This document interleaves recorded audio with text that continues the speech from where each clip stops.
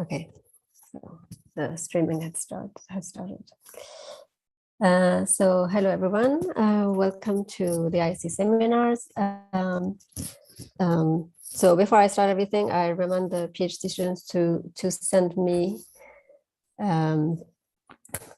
a message so that I can put your name on the attendance list. Okay, so today we have, I'm very happy to introduce the speaker of the day, Diego Godoy-Rivera, who just started a postdoc a few months ago at the IC. So a little bit about the background of Diego's career. So he did his undergrad at the Universidad Católica in Chile, working with Julio Chaname on wide binaries and their application on gyrochronology. Then he did his PhD with Mark Pinsonald at the Ohio State University, working on stellar evolution and stellar rotation in particular. And his main recent interest, as you will see during the talk, are gyrochronology, evolution of stellar rotation across the HR diagram, using single stars, binary stars, as well as stars in clusters. So I think Diego will talk about the work he did during all the last few years, as well as a little bit what he started to do at the IC as a postdoc. So the floor is yours, Diego. Thank you so much, Savita, for the introduction. Let me share my screen. Just confirm that you are seeing it. Yes. Yeah. Okay, great. Let me start my timer here. Okay, great. So thank you so much, Savita, for the introduction, and thank you to the Institute for the opportunity to give this talk. So the title of my talk is Stellar Rotation in the Gaia Era, Gyrochronology Under Inspection. So stellar rotation is a very important property of stars, and it relates to many different branches of astrophysics. For instance, maybe we don't think about it every day, but our own sun rotates about every 27 days. It's a little bit faster in the equator, as shown here in the figure, a little bit slower in the poles, but that's more or less an average. And these, for stars that rotate more rapidly than the sun, can have the effect of modifying the spectral energy distribution, which of course matters for reasons of, for instance, for exoplanets and things like that. Also, rotation is connected to stellar activity. So in this figure, I'm showing the rotation period on the x-axis as a function of here the ratio of the X-ray luminosity, which is an activity indicator divided by the bolometric luminosity. So more rapid rotators tend to emit higher amounts of high energy radiation. And so both of these quantities are connected through an underlying dynamo. And this, of course, again, if you care about exoplanets, you care about rotation because you care about activity. Another areas that are important where stellar rotation is related to these areas are populations in star clusters, mixing in stars. Rotation affects the main sequence lifetime, and the list really goes on. Unfortunately, I will not have time to talk about all of this. So I want to begin this talk with the largest, by showing you the largest, most reliable sample of rotation periods that we have, and this comes from the Kepler field. So this is just a representation of the Kepler mission, which observed the same field for about 4 years, shown here in the sky. And this is basically a compilation of a lot of work done by Angela Santos and her collaborators, where they have reported a catalog of about 55,000 stars in the Kepler field with rotation periods. And so this figure here is showing the absolute color magnitude diagram from Gaia, where I'm color coding the stars by their rotation periods. So rapid rotators are shown in blue and purple, and slow rotators are shown in orange and yellow. So we can see some very interesting trends here on the HR diagram. For instance, most of the rapid rotators are located towards the left of this diagram, and slow rotators tend to be on the right, but there are a few rapid rotators here as well. So we understand this from the point of view of stellar structure. The stars that are more massive than about 1.5 solar masses have convective cores and radiative envelopes, and stars that are less massive than these have radiative cores and convective envelopes. And even if you go to very low mass stars, M dwarfs, they're going to be fully convective. And so these stars that have convective envelopes, they have their stellar activity and their rotation tied to each other through a dynamo that also connects their magnetic fields. And these stars lose angular momentum via magnetized winds. Therefore, they spin down with time, where stars more massive than these, they don't really spin down. And so this opens up a very interesting possibility, which is to use the rotation, the evolution of rotation with time as an age diagnostic. And so this figure here shows one of the more fundamental results from this research area, which was published by Skumanich, actually almost exactly 50 years ago. This paper turned 50 years ago, like 3 weeks ago, I think. And here Skumanich studied stars like the sun, G-type stars with convective envelopes, and he's plotting rotational velocity versus stellar age for 2 clusters, one here, and the sun is down here. And so he noticed that angular velocity decreases roughly as 1 over the square root of the age. And then we can write this in terms of the rotation period as 2 pi over omega. And so therefore, this yields a relation of rotation period increasing as the square root of the age. And then this is very interesting because this opens up the possibility that if we can calibrate the relation between rotation and age well enough, we can use rotation as a chronometer. We can measure a rotational velocity and derive a stellar age. This idea is known as gyrochronology. And so just in general, getting ages for field stars is very important. Particularly, I want to highlight 2 reasons here. One is for the field of exoplanets, where we have found thousands of exoplanets that are in a wide variety of architectures. But to really understand how they got to be in the configurations that we see them in right now, we need an accurate age diagnostic. And similarly, for galactic evolution, both from a dynamical and chemical evolution point of view, we would like to have an accurate age diagnostic. And the problem here is that, for instance, I'm illustrating here one of the most classical methods to get ages, which is getting isochrons, only works in particular regimes of the HR diagram. So this figure shows luminosity versus temperature, the HR diagram, for 3 isochrons from the parsec models, 3, 5, and 10 gigayears. And here I'm splitting the different branches or the different regions of stellar evolution, the main sequence down here, subgiant branch here, and red giant branch here. And so isochrons, we can use them to get ages for star clusters, for instance, because for that we can feed the full population of stars.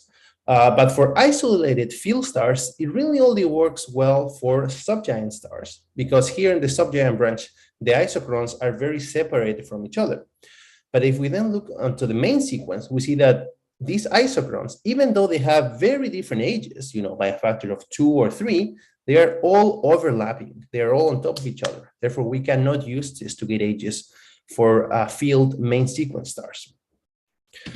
So we want to use gyrochronology to do this, but for that we need to calibrate it. And how do we calibrate it? Well, we need independence estimates of rotation and age. So we get back to the problem, how do we get ages? So usually, how do we get ages? As I just described, isochron fitting. Another way that is becoming more popular recently is astroseismology, and there are a few other options that work in certain regimes of certain age ranges, but a few of them need more work to be thoroughly understood, such as lithium depletion boundary, kinematics, chemical clocks, or even stellar activity. And now I have been talking about rotation, but how do we actually measure this? 3 of the main ways are highlighted here. One of them is what Kepler did, which is to take a light curve of the star. So say we have a star, we want to measure the rotation period. The star is going to have spots on the surface, and as the spots come into and out of our line of sight, that is going to leave an imprint on the light curve. And from this, we can measure a rotation period. Another way is to use spectroscopy. So here I'm showing the spectra of 2 stars that have very similar spectral types, but very different rotational velocities. So here in blue, we have a star that is rotating very slowly. It has narrow lines. And on the top, we have a star that is rotating more rapidly. It has broad lines. So the broadening of the spectral lines allows us to measure rotation as well. And finally, one more recent method is to use asteroseismology for this, in particular the splitting of the modes. But so far, this is only working for a small sample of very carefully selected stars. So what do we know about rotation? What is the current framework that we have? There's a lot going on in these figures. I'm going to explain it in detail. This is showing on the y-axis angular velocity of stars for about 0.8 solar mass stars. Angular velocity normalized to the value of the sun as a function of age here on the x-axis. And we have a secondary y-axis here showing rotation periods for reference. We have both data and models here. So here, the open diamonds are the data from open clusters. So systems where all the stars are at the same age. And within each cluster, we're splitting the sample between rapid rotators in blue, intermediate rotators in green, and slow rotators in red. And so that's the data. And then we're feeding the data with models here shown by the solid lines. So we can see that we have a model for each of these three populations, but after some time, basically all of them converge down here onto what's roughly the Schumann-H 1 over the square root of the age relation. But there are a few problems going on here. But actually, first of all, I should say that there are a lot of physics that can be learned from this figure.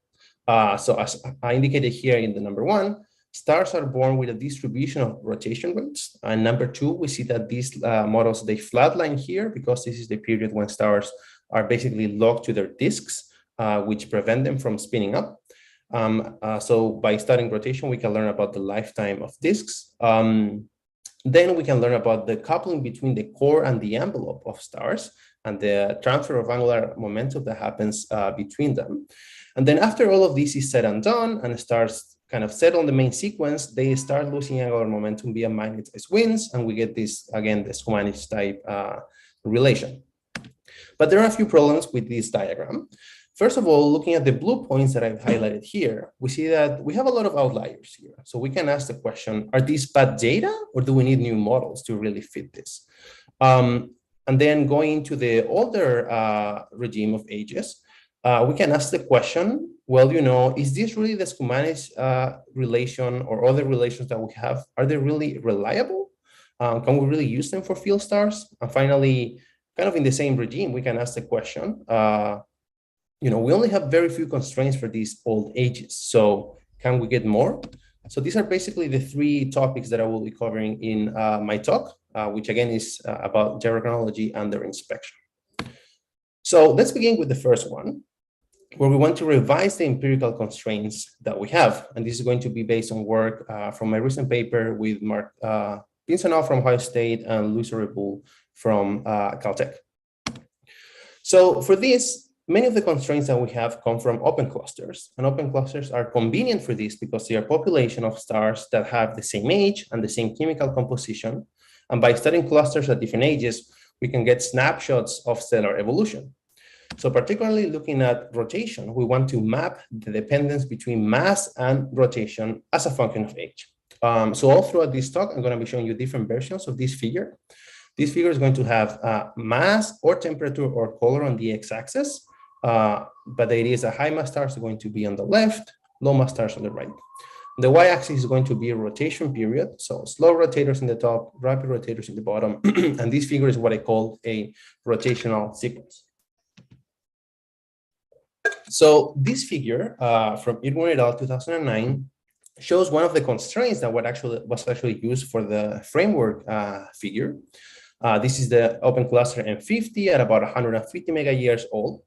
And these data, they were obtained basically by observing the region in the sky where the cluster is, getting rotation periods for all the stars that you could, doing some membership analysis based on color magnitude diagram. But really, when these sequences were constructed, people didn't have a good idea of the membership information of these clusters. So we suspect that the field contamination can be very predominant here in the rotational sequences of these clusters. More particularly, we see some structure here. We see some slowly rotating stars, some rapidly rotating M dwarfs, some very rapidly rotating stars here, some slow rotators here. But so we can ask the questions, what parts of this diagram are real? Are these guys real cluster members or not? More in general, what is real here? So that is the goal of this project, which was to identify the clusters in astrometric space and remove the non-member contamination to provide a clean portrait of stellar rotation. How do we do this?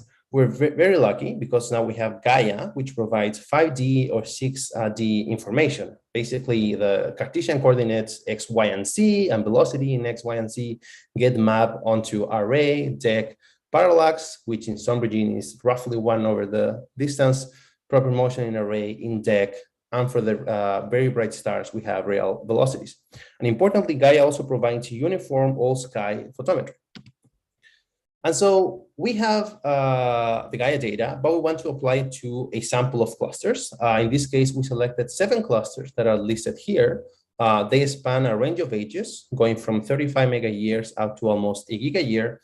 And the third column here shows the number of stars with measured rotation periods in each of them. This is the number of candidate members. So basically all the stars that have rotational data. And here on the right, I'm showing that we took data for these clusters we took the rotation periods measured by all of these references, but these came from both ground-based observations and space-based observations. And so the distinction between the two is going to become relevant in just a minute. So unfortunately, I don't have the time to go into the details of the method, but feel free to ask questions about this in the end. The idea is that we want to separate the cluster and the field population in astrometric phase space. And we want to perform a blind search, basically find all the cluster members in Gaia, and then cross-match this with the stars for which we have rotation periods for. So this is showing you as an example, the first cluster in the list, which is NGC 2547. And this is showing, which is, by the way, a very young cluster, about 35 mega years. And this is showing parallax versus proper motion in array, parallax versus proper motion in deck, and proper motion versus proper motion. So these are the different projections of the astrometric phase space. And here we're identifying the cluster members in blue, what we call the probable cluster members, which look kind of like a tight structure, kind of like a cluster actually in astrometric phase space. They have a large parallax because they are nearby, and they move relatively fast in proper motion. In red, we have what we call the non-members, which is just the field, stars that do not belong to the cluster. You can see that they have predominantly low parallaxes, which makes sense because they are a background population. And in terms of proper motion, the field moves very slow. And then in cyan, we have an intermediate category of what we call possible cluster members. So these are stars for which we can really classify them into being, non-members or probable members. And that's going to become clear in just a minute. We just need better data for them. So we have identified these guys in astrometric phase space, but we want to make sure that they are real cluster members. So to do this, we use the Gaia photometry and plot them here in the apparent color magnitude diagram, or CMD. So here I'm plotting what were blue points in astrometric space. Now they are again blue points here in the color magnitude diagram. So you see that the cluster members do look like an isochron in the Gaia CMD. The field, the non-members, look basically just what you would expect the field to look like. We have the main sequence, the giant branch. And this is important for the possible members because this shows us that these guys are mostly faint stars with apparent magnitudes of about 20 magnitudes. So that's why they have an unreliable classification, because they have very large uncertainties in their astrometry. And I want to highlight here, we did not use the photometry in the selection. So the fact that the blue points look like an isochron here is just a consequence of our very careful astrometric selection. Since we have the same Gaia data for all the different clusters, we can then compare these into an absolute magnitude diagram with stellar models, in this case with the parsec models. And in this way, we can fit the age of the cluster, and we can infer, shown here on the secondary y-axis, we can infer masses and temperatures for all the stars and place all of them in a uniform scale. So now that we have run our analysis for this cluster, we do the same for all the other clusters, and we want to now study the impact that removing the contamination has on the rotational sequences of the cluster. So this figure shows exactly that. We have, for the example cluster, NGC 2547, about 35 mega years old, rotation period on the y-axis versus temperature on the x-axis. And the panel on the left shows basically all the stars that people thought were cluster members before we did our analysis. And I am color coding them by the astrometric classification. So what I'm calling probable cluster members, the confirmed members are shown in blue, and the contamination, the non-members, are shown in red. And on the right, I'm showing the same plot, but I am removing the red points. I am not plotting them, and this is the clean revised sequence here on the right. And so we can notice a few interesting things here. First, we find a contamination rate of about 25% for this cluster. And we see that we are preferentially removing a lot of the very slow rotators up here. So these guys were not real cluster members. And the revised sequence on the right shows a much sharper sequence, or a much sharper end here at about 10 days. And now looking at the revised sequence, we see some strong mass-dependent or temperature-dependent trends, which is interesting because, again, this cluster is young. Therefore, this is giving us clues about the initial condition of rotation.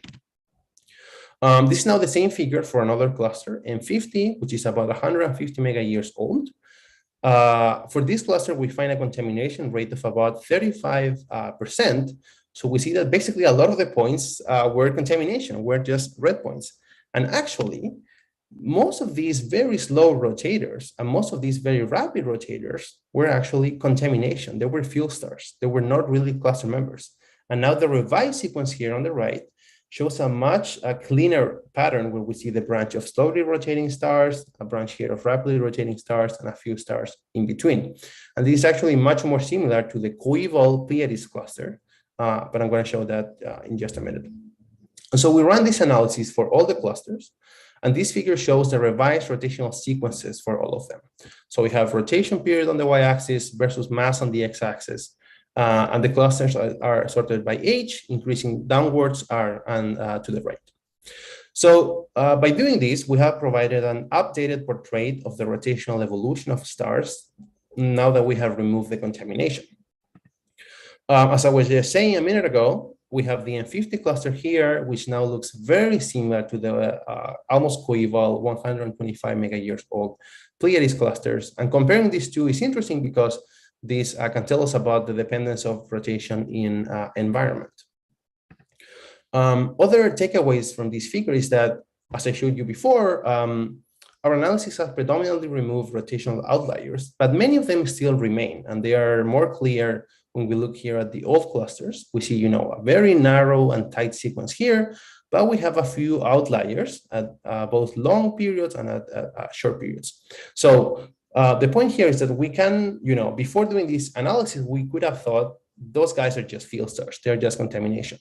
Turns out that is not the case. These guys are real cluster members. They need to be accounted for in the rotational evolution models.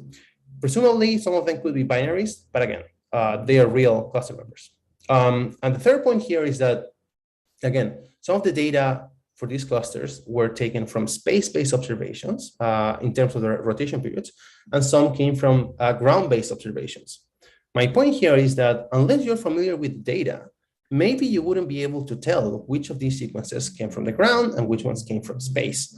So the point here is that to study these, nearby and bright clusters, we don't really need the space-based photometry. Maybe we can just do it with ground-based photometry and with astrometry from Gaia. Another way to look at this is to study median rotation period. So this is showing median rotation as a function of mass in beams of 0.1 solar masses, where each cluster has been collapsed into just one sequence with the colors indicating here the clusters in the bottom. So I want to highlight a few things here.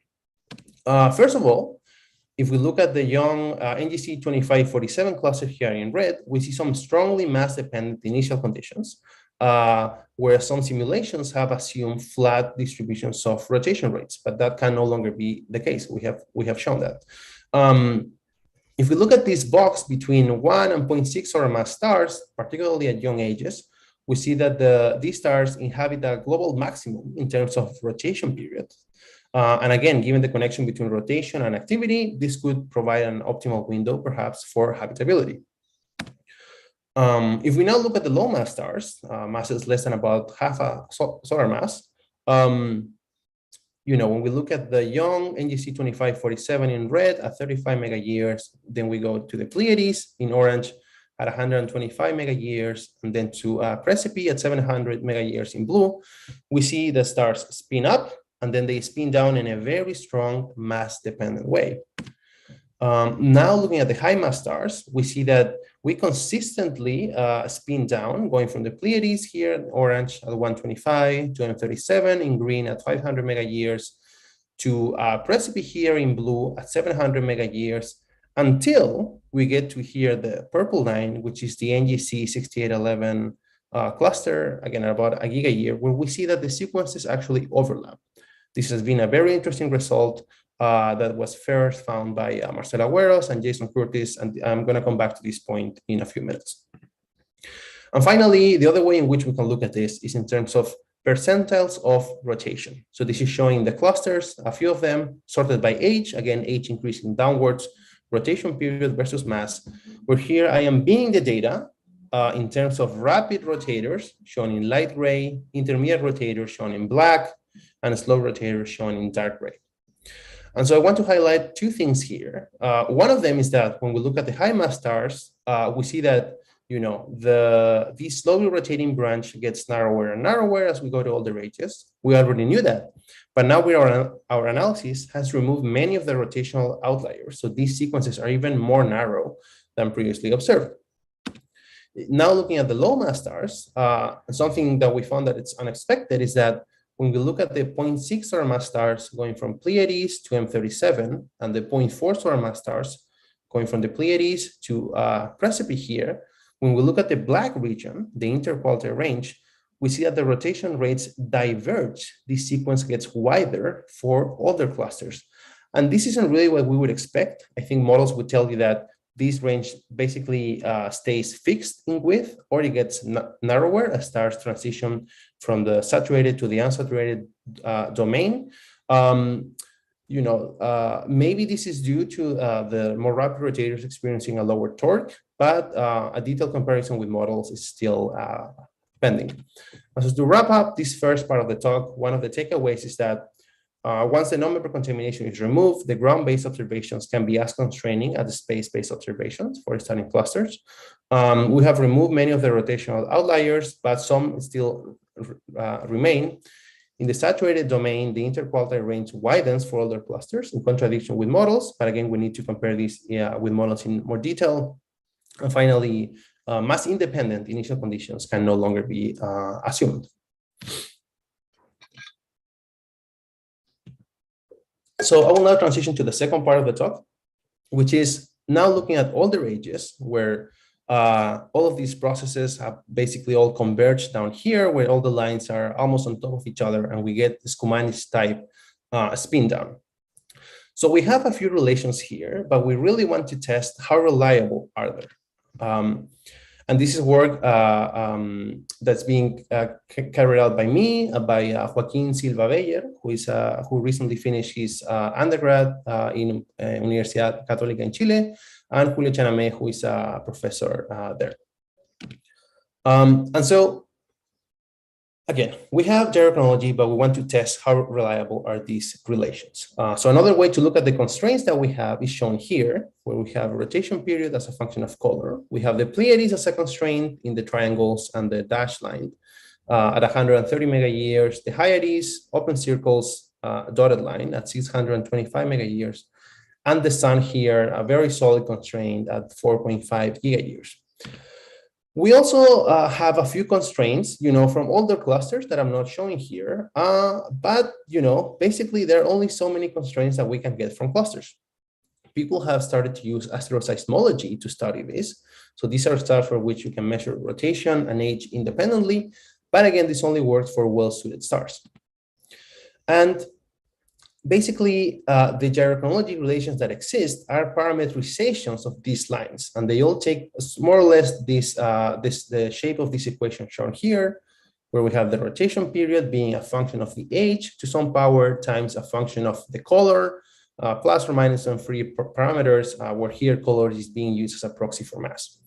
And so there are a number of gyrochronology relations out there in the literature, but we really want to test them. And in this work, I'm particularly going to talk about this Angus 2019 relation. And here I'm showing you some of the models, which we call gyrochrons, so like isochrons, but related to gyrochronology.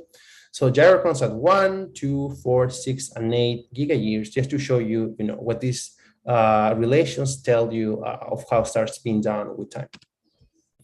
So the fundamental question here is, how reliable are these relations and how can we test them? What we propose in this work is that we can use white binary stars. So the components of all binary stars are coeval, they form at the same time, they share the same composition. You can think of them as star clusters with just 2 members. And this distribution here shows the distribution of orbital periods for binary stars. And particularly if we look here at the highlighted region, we're in the regime of white binaries. So these are stars that are coeval, but they are gravitationally bound, but they are very far away from each other, with semi-major axes of about 100 AU, orbital periods of thousands of years. So these basically are two single stars that have evolved independently, but they're actually in a binary and gravitationally bound. And so we can take advantage of these to design what we call the rotation period test, which comes down to calculating this quantity that we call delta period gyro. And this is applicable to pairs of stars. So this is showing an example of how we calculate this. Rotation period on the y-axis, color on the x-axis. We have an example of a binary system here, the primary in yellow on the left, the secondary in yellow on the right. And they are connected by a line, black line, just to show you what the real binary is. But this line is, of course, just for reference. Then what we do is that we feed a gyrochron to the primary. That's why it goes through the point. And then we say, okay, if these guys are in a real binary, the secondary will have the same age as the primary, and it should live on this line.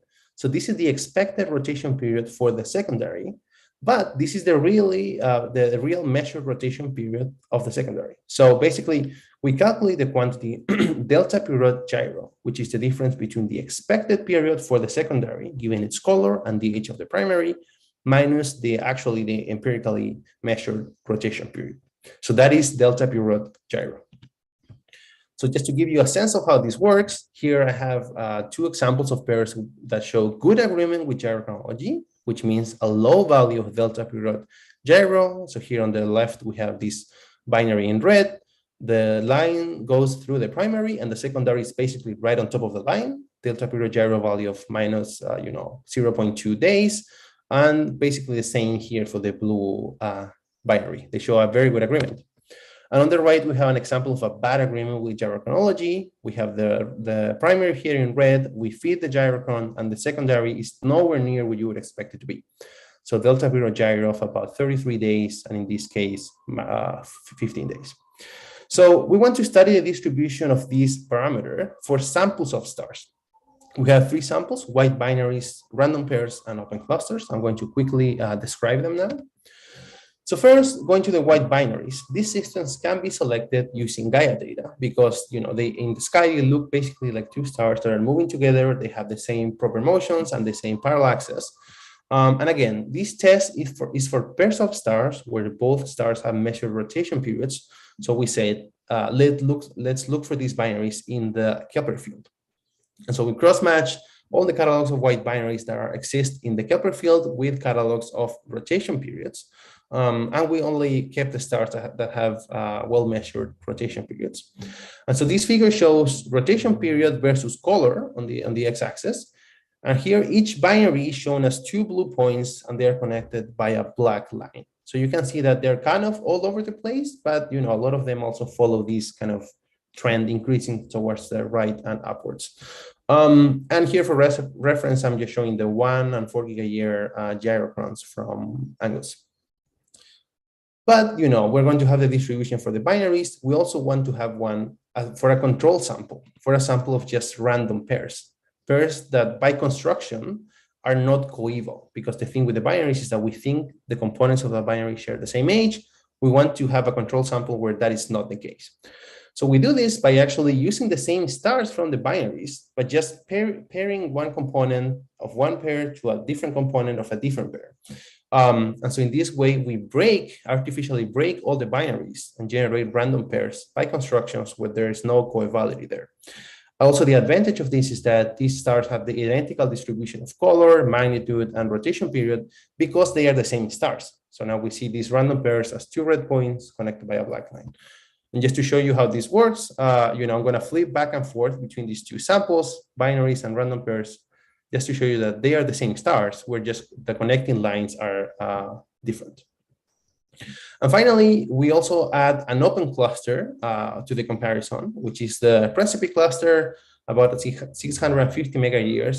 This is actually the cluster that was used by Angus et al. 2019 to calibrate the relation. So that's why the agreement looks so good here. And again, this test works for pairs of stars, so we create random pairs within the same cluster. And so now I'm going to show you the results of this. This is showing rotation period versus color on the x-axis for the three samples, clusters, binaries, and random pairs. And again, for each cluster in each of these samples, we're going to calculate the quantity delta p rod gyro, and we are going to study the distribution of this quantity. So this is showing the distribution of delta p rho gyro for the three samples. We're here, I'm adding a dashed line just to show you where the peak of the distribution is. So we can find a few interesting things here. First of all, is that all the distribution are roughly symmetric and centered at 0. We were actually expecting this because delta p rho gyro is the subtraction of two numbers that are not too different from each other. I can get into more details of that if you have questions in the end. But that makes sense. We see that the highest peak is seen in the cluster, then about half of that high in the binaries, and then half of that for the random pairs. So gyrochronology does have predicting power in identifying coeval populations of field stars, but the best results are achieved in the clusters and the performance decreases in the binaries. We can also consider the uncertainties here because our primary has a rotation period with an uncertainty which propagates into the uncertainty of the expected period of the secondary. The secondary also has a measurement uncertainty in the period. And we can combine both of these into what we call the error on delta p rho gyro here. And we can actually compute a new quantity that we call x, which is delta p rho gyro divided by its uncertainty, and in an absolute value, because again, the distributions were symmetric. So now we can study the distribution of x. So this figure here is showing the cumulative distribution of x for the different samples, the cluster in orange, binaries in blue, random pairs in red. And of course, if we had Gaussian errors, we would expect a normal distribution on this diagram. So this is shown for reference in the gray line. And this table here just shows the snapshot of this, what fraction of the distribution is contained within x of 1, 2, and 3. And this shows you the number of pairs that we have in each sample. So we see that the agreement with the clusters, starts really good, and then it kind of falls off. So it's slightly worse than we would expect for a Gaussian distribution. And the binaries again show about a 2 times better agreement than the random pairs. But this is not all the data we have. There is more data for older clusters. It is not as good as for the young clusters, but there are some data there. So this is showing Percentiles that we already have in our sample in blue, but this is showing NGC 6811 here in orange at 1 gigayear, and NGC 1619 and rubric 147 in green at 2.5 gigayears. So now going back to the cumulative distribution of x, here I'm showing for each of the samples what fraction of the cumulative distribution of x is within 1 sigma in blue, 2 sigma in red, and 3 sigmas in green. So this is showing the normal distribution here for reference, 0.65 gigayear cluster, 1 gigayear cluster, 2.5 gigayear cluster, the white binaries here, and the random pairs here. So there's kind of an age scale here, even though it's not to scale. We expect the binaries to be a few gigayears old. Of course, the random pairs, they don't enter in the age comparison, neither does the Gaussian distribution. But basically, we're seeing how the gyrochronology relations degrade as we go to older ages. So why isn't the agreement better? And I think this is just a reflection of the complexity of the rotational evolution of stars. So a few of the factors that could be playing out here is one, rotational outliers. As I showed you before, many of these outliers are real cluster members, and therefore these outliers are common in clusters, and therefore they're also likely common in the field. It's just that in the field, it's hard to identify them. But our method kind of intrinsically accounts for these outliers in the calculation. Another is that stars show a really complicated behavior. And one of the interesting results that I mentioned before was what's called the K-dwarf stalling. So in this figure, I'm showing rotation period versus temperature for the young Pleiades cluster in blue, 120 mega years, Precipi at 670 mega years in cyan, and NGC 1611 at 1 giga year in orange. And what people notice here is that even though these clusters, have an age difference of about 300 mega years, they are overlapping here in this sequence. And this is what's called the K-dwarf stalling. One hypothesis to explain this is that this is due to angular momentum transfer within stars. And I can talk more about that if you have questions. Another part of the complicated behavior of stars is this result found by Jem Van Seters and recovered by others, which is called the weakened magnetic braking, where basically when you study stars for which you have ages from seismology and you plot on the y-axis the predicted period over the observed period, you notice that this quantity goes to higher than 1, more or less past the age of the sun. So these stars are rotating more rapidly than you would expect them to be rotating at. And one hypothesis to explain this is that basically past the age of the sun, these guys stop losing angular momentum. And so just to wrap up the second part of the talk, we have the cyanide gyrochronology test that's based on the covality of the components of binary sisters and star cluster members. The current gyrochronology can identify coeval population over random pairs, but yields the best results in the cluster.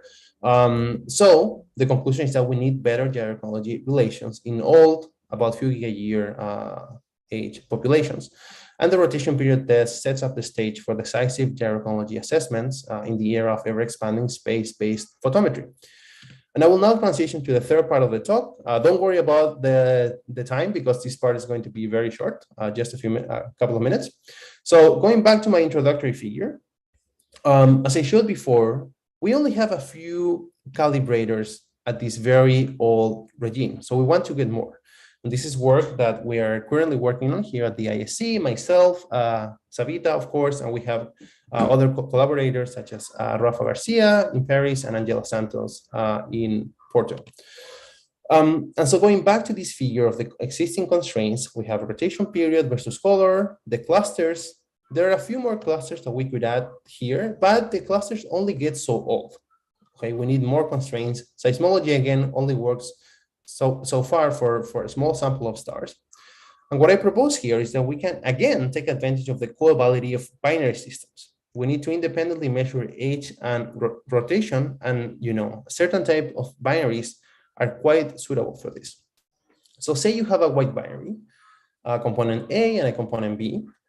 If you can measure the age of the component A, either because you have a seismic age or because it is a subgiant where isotone fitting works well, or if it's a white dwarf where you can, kind of backtrack the age of the star, of the progenitor. And if you can measure the rotation period of the secondary, then you can assign the age of star A to star B, and you have independently measured rotation and age for star B. And in this way, we can get new constraints here where we know the age. And this is particularly interesting because with binaries, we can explore the old age regime, which goes beyond clusters. And we can also prove the metallicity dependence of rotation, which I'm sorry, I don't have time to talk about, but feel free to ask questions about that in the end.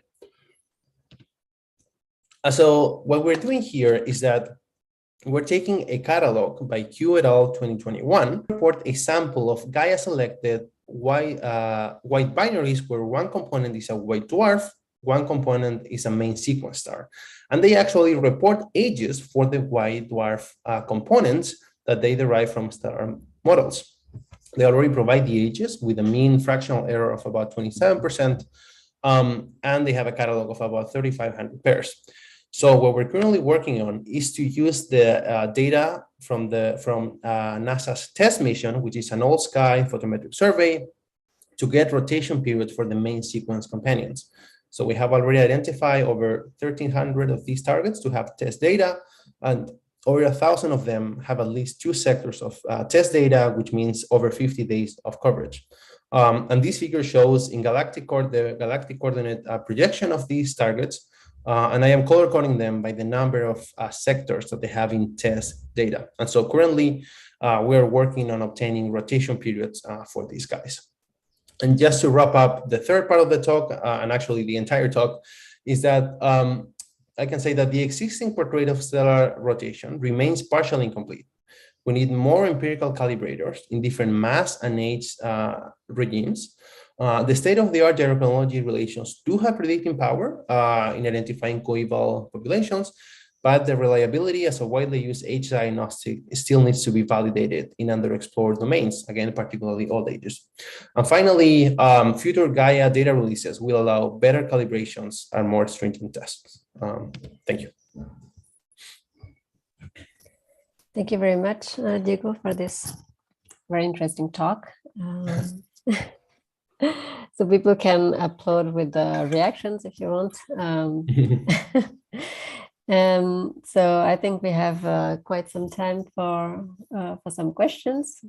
So people, if you want to ask a question, you can raise your hands, or you can also put the question in the chat.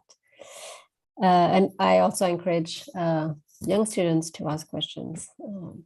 Okay, so I see that we have a hand raised from Eduardo Martin.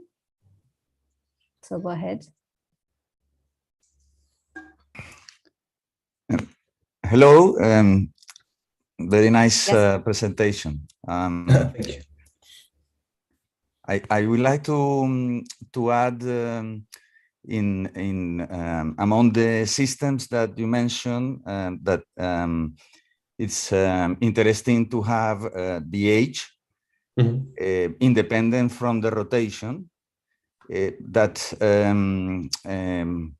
brown dwarfs also give you an independent age. So when you have a main sequence star with a brown dwarf, the cooling age of the brown dwarf is an age indicator. And the most precise age that is obtained from the brown dwarfs is when the brown dwarf is also a binary itself. And then you get the dynamical masses of the brown dwarfs, and this gives with high precision the age of the system. There are not so many examples of this.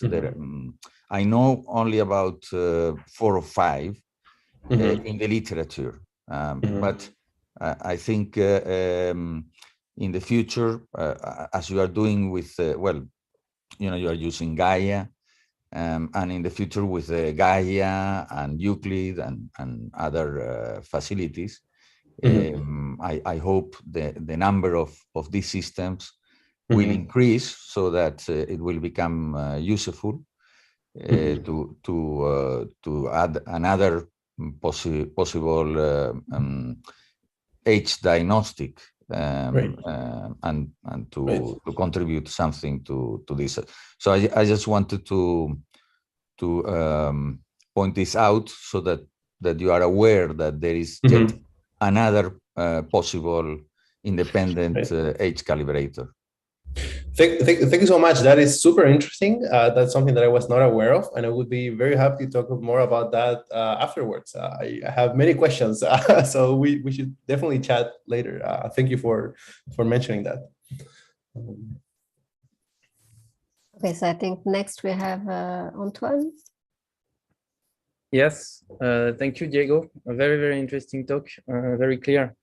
I have 2 questions for you on what you presented today. The first one is, I don't know, it's just that I don't know, in the paper from Angus for the gyrochronology rule that you took, was it calibrated with the older cluster you tested, or is just, can we view your experiment just as extrapolating out of the range that actually the gyrochronology rule was calibrated on, and so it's just maybe just a matter of bad extrapolation somehow, And so that's my first question. And my second question will be on the wide binaries that you've used. Have you tested to see if you subsample it to keep only the widest ones?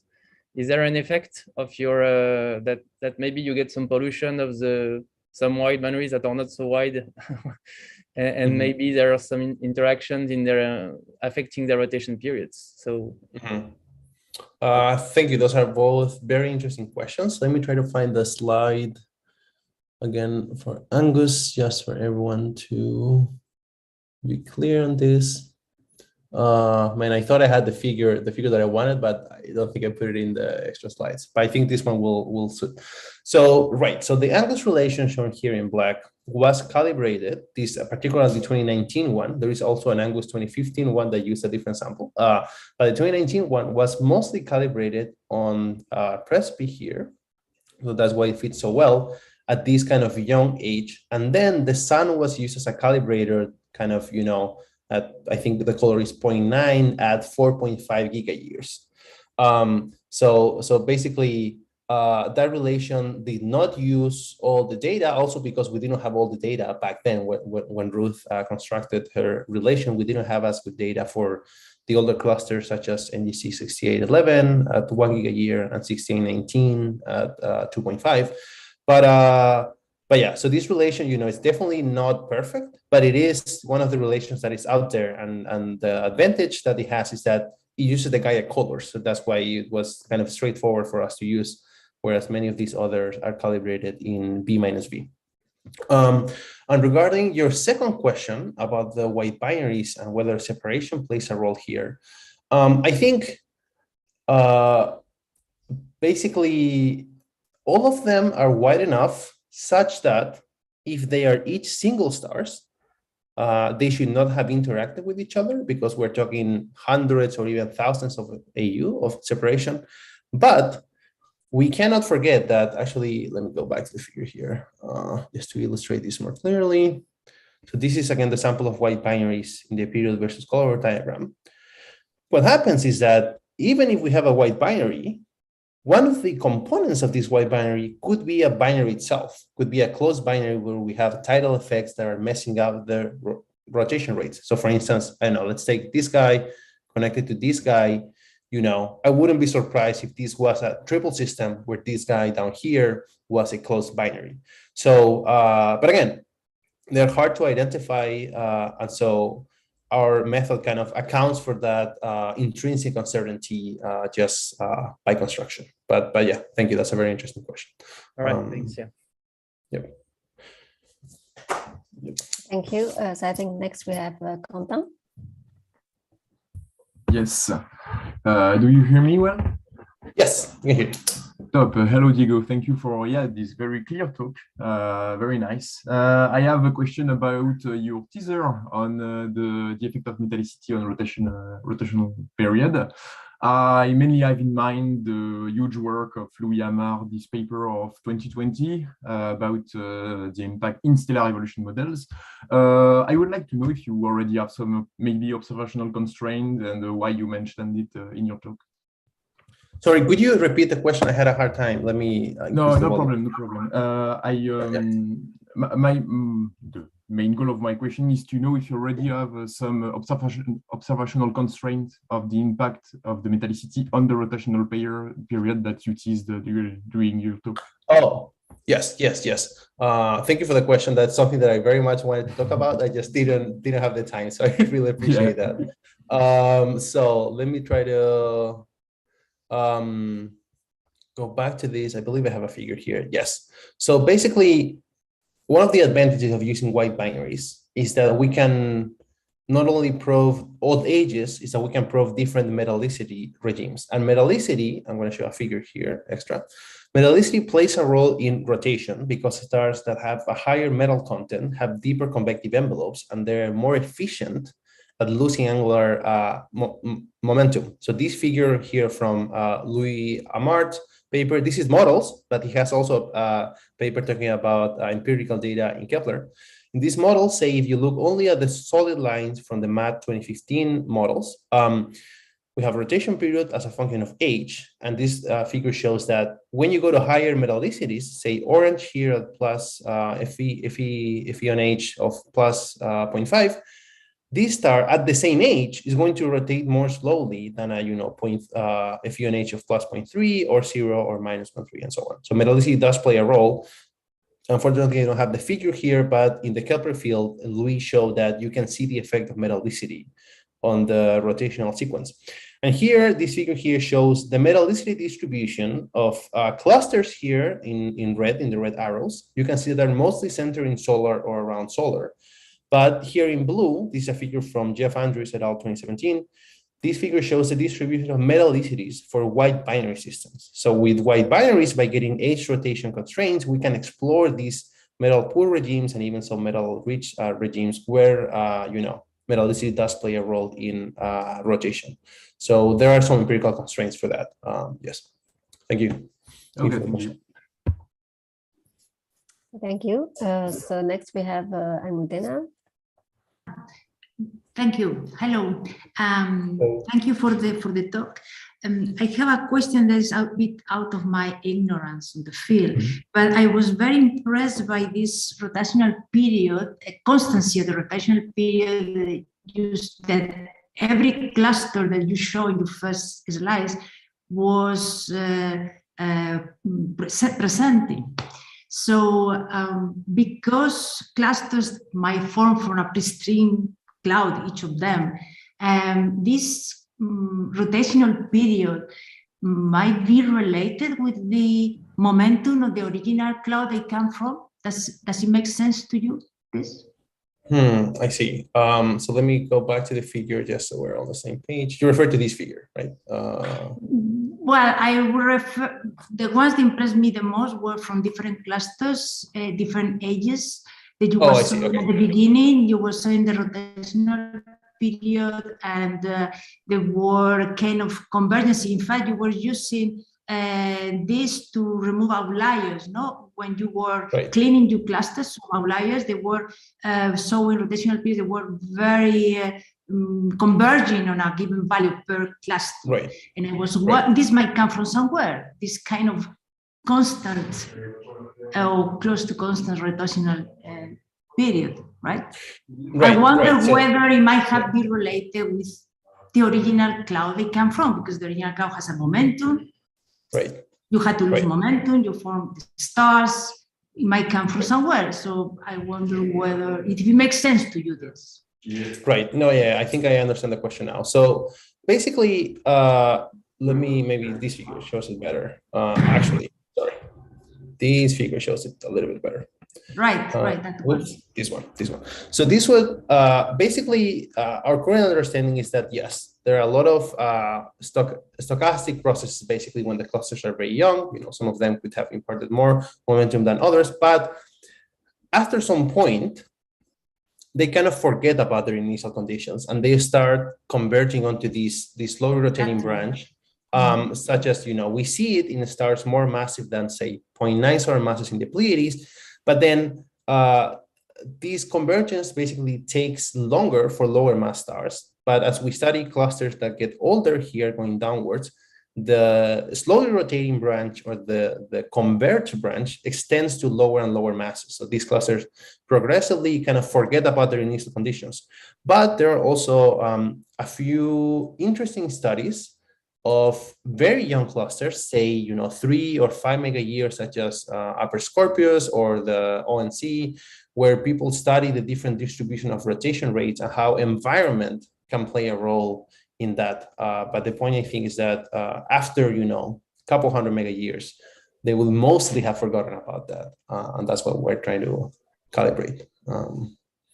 But then where this kind of constant rotational periods come from?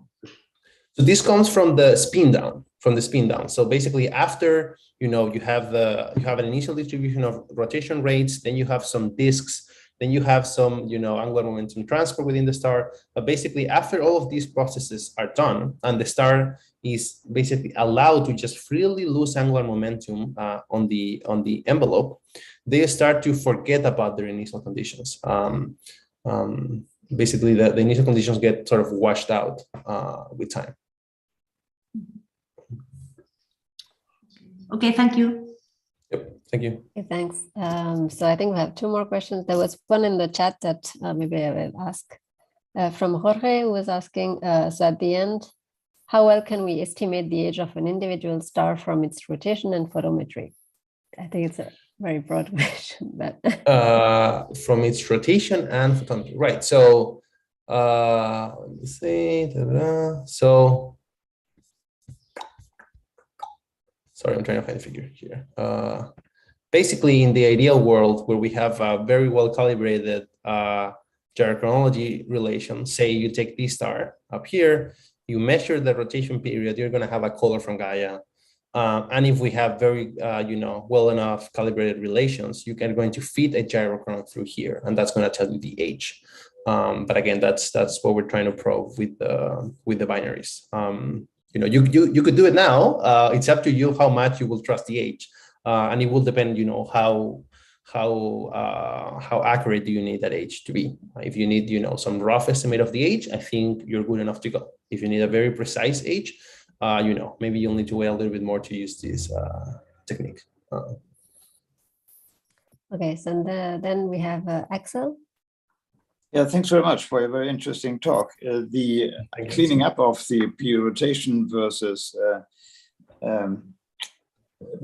age diagram is, of course, extremely important. And one of the important applications is the lithium depression, which is lowered for higher rotation, because the convective overshoot is being suppressed because of rotation. And determining this more precisely would be an extremely important constraint on all convection theories. I wonder whether you have any connection with those kind of data already. Right. So we haven't, basically here we perform, well, first of all, thank you for the question.